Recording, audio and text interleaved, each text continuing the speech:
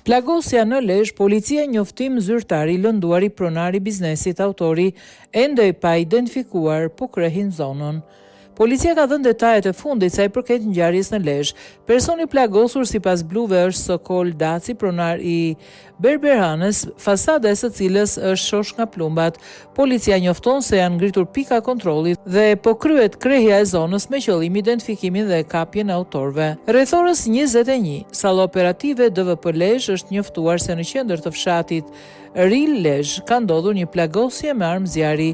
Menjëherë në vend ngjarje kanë bërritur shërbimet policore ku ka rezultuar se ka mbetur I plagosur shtetasi SD 30 vjeç banues në Ril. I plagosuri u transportua në spital dhe ndodhet nën kujdesin e mjekëve.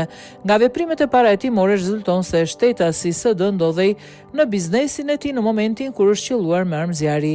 Shërbimet e policisë kanë ngritur pika kontrolli dhe po bëjnë krehjen e zonës me qëllim identifikimin dhe kapjen e autorëve. Grupi hetimor në drejtimin e prokurorisë po vijon veprimet për zbardhjen e plotë të rrethanave të ngjarjes.